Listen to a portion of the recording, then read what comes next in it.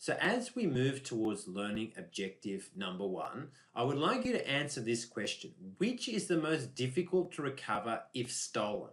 A car, cash, computer information, or a mobile phone? Please answer that question right now. Okay, so what did you answer? Well, if you went for a car, that one can be difficult to recover if stolen. But one of the things we need to note with cars is that you will find a VIN number, which is a vehicle identification number, stamped on different points of the vehicle.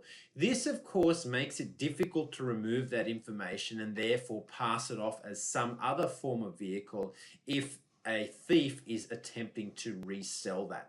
So that's an inbuilt security measure. And typically what happens if a car gets stolen, they are usually recovered. One of my neighbors had a couple of their vehicles stolen a few years ago, and they were able to recover one of the 2 vehicles that was stolen, specifically by referring to the VIN numbers that were stamped on that vehicle.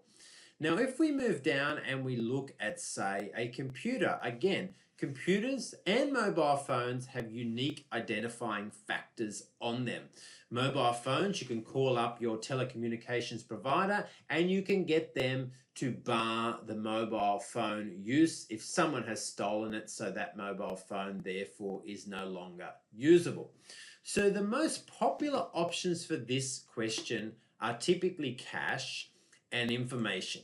And let's think about it. If information gets out there about something, it is very, very difficult to recover that information and take that information away from people. So for example, if we look at information floating around about the next Apple iPhone, so the iPhone 12, there's a whole lot of information contained in this particular page as to what is expected to be featured on the iPhone 12 and when it's expected to be released. So obviously this is information that Apple doesn't want floating around. It doesn't want its competition like Samsung finding out as to what it's putting in the next iPhone, because of course that will hurt Apple's competitive position when they release their new product if Samsung is able to, say, react really quickly to their new product updates. So organizations typically protect their information and have a whole lot of measures in place to make sure that information doesn't get leaked out into the public. Now, the asset that we are focusing on for the purpose of today's class is mainly cash, because cash is the one, on average, for businesses that is the most difficult, problematic, and the most critical asset to control.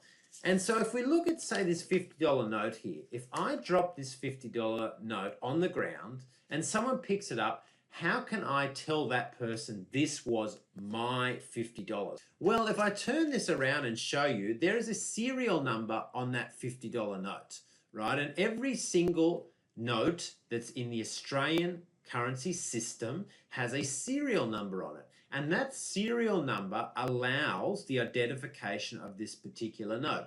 So if I was diligent enough to write down every single serial number for every single banknote that I have in my possession, then of course I would be able to prove that this was mine at some point in time.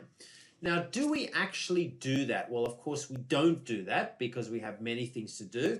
And in the grand scheme of things, $50 may not be a lot of money to us in any case. So it's not worth going to the effort to individually record serial numbers to protect this banknote. However, we will be looking at a range of ways today in order to control cash so that we can protect it. And the reason why cash is generally the most problematic here is because it is beautiful in many ways. It's transportable, it's exchangeable, and it's almost untraceable, given people generally don't record the serial numbers of their banknotes. So that's why thieves love cash, because once they get cash, it's very difficult for anyone to prove that that money was illegally obtained.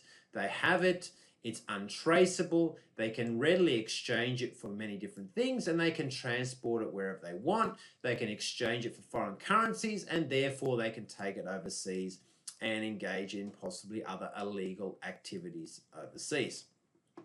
Now, of course, last week in the subject, we looked at accrual accounting, which is where we look at examining and measuring the financial performance of a business over a particular point in time by recording adjusting entries at the end of the period. And that's a really important thing we need to do because every single financial statement that you read will comply with generally accepted accounting principles, which means that it is based on the accrual form of accounting. This is not, of course, saying cash is unimportant. And of course, what we see in today's class is that cash is very, very important because it needs to be controlled if the business is to protect and maintain that asset. And so that's why we give this topic so much focus, and we have a whole workshop essentially devoted to controlling and looking after our cash in a business. Now, what I would like you to do now, before we look at what exactly Learning Objective 1 is all about, is I would like you to tell me which of the following is most concerning. Is it Ausgrid's restoration of power, cash security at the Marigold restaurant, that's not far from UTS, the structural integrity of Opal Tower, or virus control on the Diamond Princess ship? So please answer that question right now. So, what's the best answer here? Well, the best answer is dependent on the nature of the business. Businesses have different types of risk and therefore require different types of control to deal with this risk.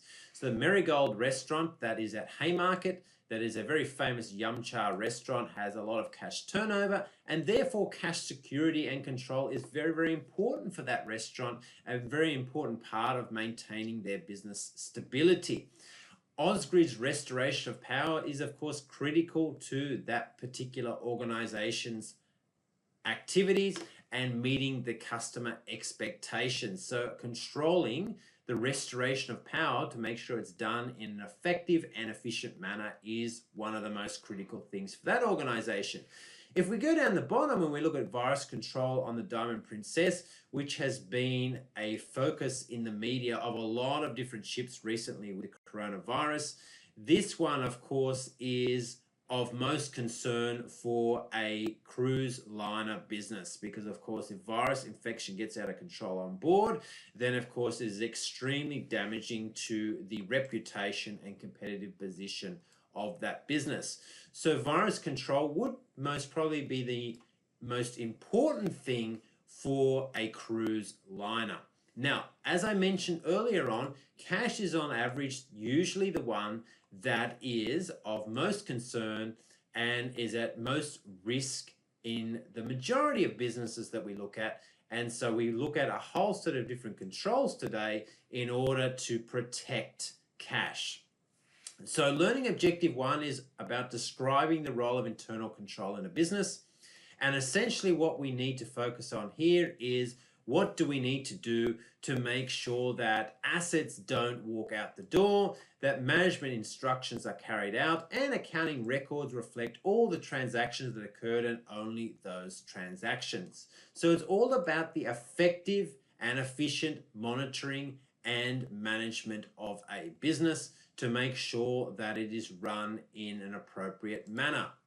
So if we look at what's involved in internal control in a bit more detail, we're looking at the systems of policies and procedures that provide reasonable assurance that operations are effective and efficient, financial reporting is reliable, and we comply with applicable laws and regulations.